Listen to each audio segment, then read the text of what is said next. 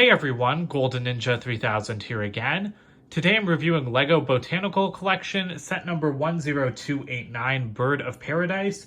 This has 1,173 pieces. It retails for $100 in the US, and this was released just a few days ago on August 1st. This is the largest botanical collection set, and it is very different from the flower bouquet in the sense that it actually has a buildable pot. However, I don't really know that that makes this worth twice as much as those other botanical collection sets.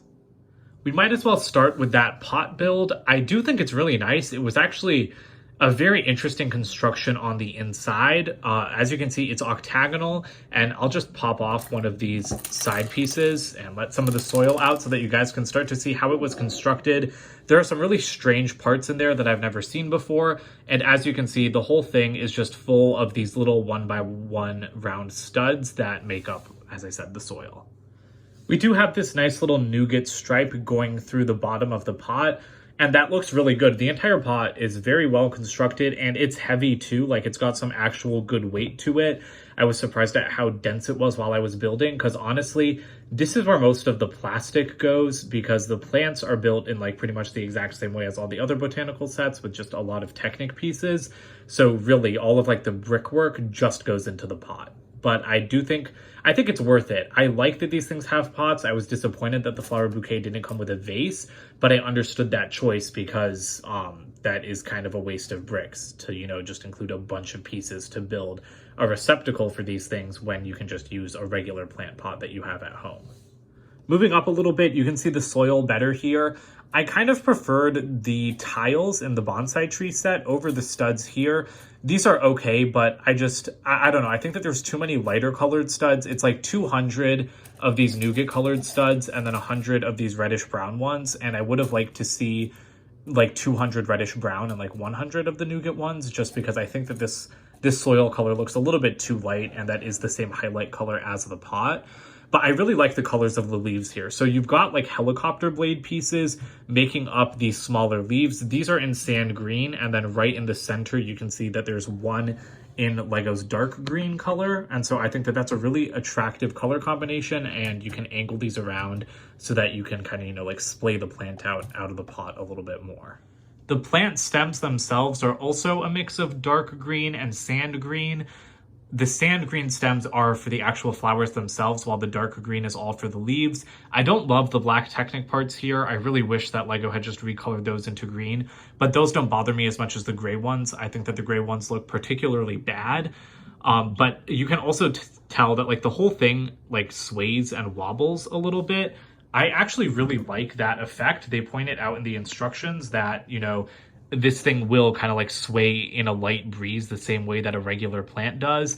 And even though that kind of sounds like a dumb reason, like we all know it's just because of the natural flex of LEGO bricks, like it's not something intentional that the designer did, I think that that's a very nice effect. Honestly, it makes this thing come to life a lot in like a very simple little way, and I really appreciate it. As for the actual plants themselves, we have the three birds of paradise in the center, but we'll finish with those. For now, let's take a look at these Technic leaves. I'm just going to pop one right off of the stem because you've got a bunch of these. I think you've got, like 8 of these scattered all around, and they look very nice. I think that these were built really well. I really like it when LEGO uses large Technic panels in new ways. In this set, they're a leaf. In Metalbeard Sea Cow, there are ship sails. And I just find that to be, like part of the joy of LEGO, is taking pieces that weren't intended for one purpose and making them into something new. Now, their undersides don't look particularly good, but luckily you're only really seeing like one of those, that one, because this is like the head-on view of the plant. And the other thing is that these holes are kind of unsightly, like all of the holes on the on the tops of the leaves. So maybe the designer could have just put in like 1x1 Technic pins with like a stud or a tile to cover those up.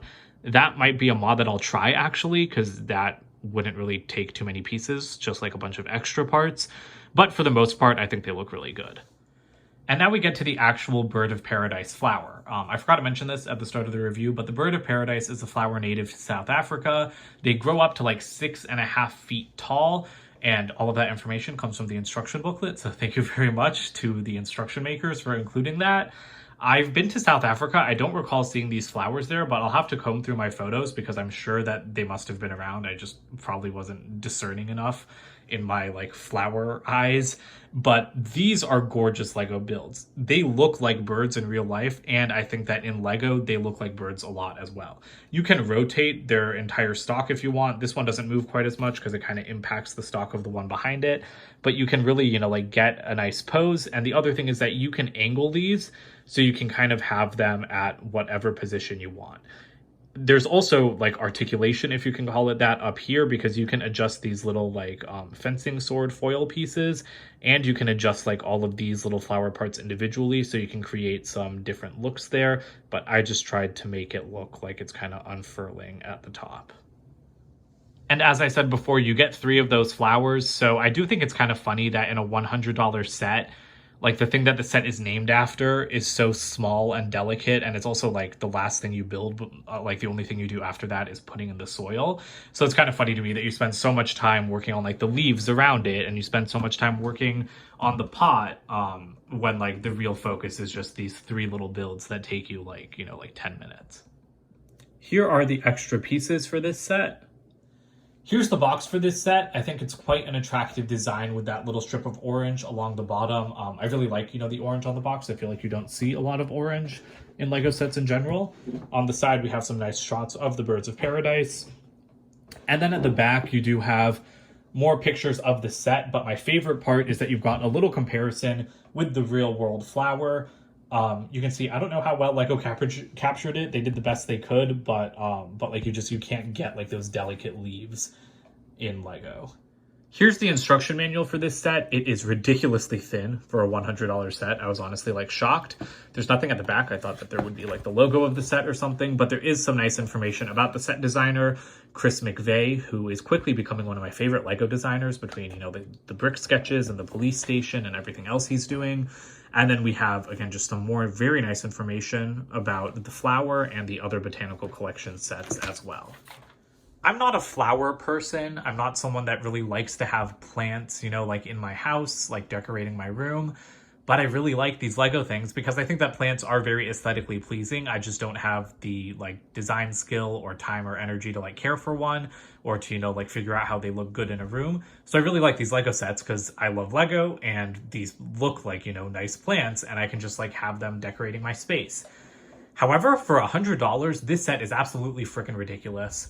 I thought the price wasn't that terrible before I bought it, and then when you get to the final step of the instructions, which is pour 300 studs into like that little pot, you're like, how is this set $100?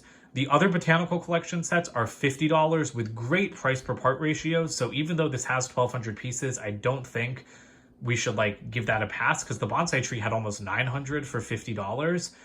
Or that might have been the flower bouquet. Don't remember the exact piece counts on those sets, but those sets were great value for money. This one feels like a bit of a ripoff because it's twice as much as those sets, but I don't feel like you're getting twice as much like Lego stuff here. I would like to see this set at a maximum of $70 or maybe $80, but I really wouldn't recommend paying more than $80 for it. Hopefully you'll be able to find it for 20% off in the next couple of months, but I just think that $100 is a little bit ridiculous when a quarter of the pieces in the set are 1x1 studs. And like the flowers itself, like the birds of paradise, they're so small, which is like, that's accurate to real life. Yes. But it's like, then why am I paying $100 for a pot and a bunch of leaves? So I think that you guys really need to make this one up for yourself. I'm glad I bought it because it's a beautiful display piece, but I just feel like I paid too much in comparison to the other sets. So that's it for today. Don't forget to comment, like, and subscribe, and check out my website, goldenninja3000.com, and I'll see you guys with more videos soon. Bye for now.